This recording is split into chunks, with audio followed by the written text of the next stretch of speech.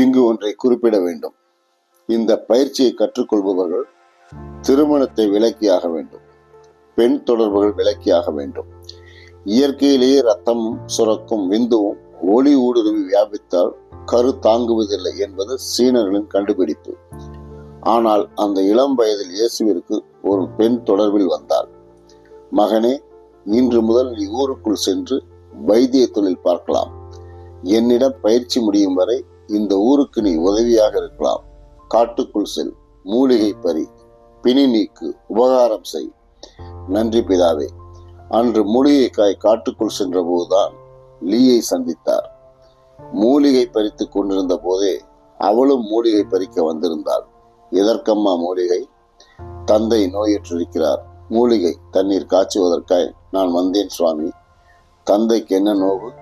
இருமிக் கொண்டே இருக்கிறார். இரவில் அனத்துகிறார். இருமல் வரும்போதெல்லாம் வாயிலிருந்து ஜலம். என்னை உன் இல்லத்திற்கு அழைத்து போ. அழைத்து சென்றால் நீ. முதலாக இயேசு பிணி நீக்கம் செய்தார். 2 நாளில் இருமல் நின்றது.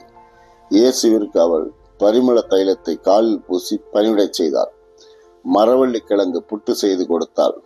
இயேசு பயிற்சிக்காய் ஆலயம் சென்ற போதெல்லாம் வெளியில் காத்திருந்தாள். என்ன மகனே? மங்கையார்?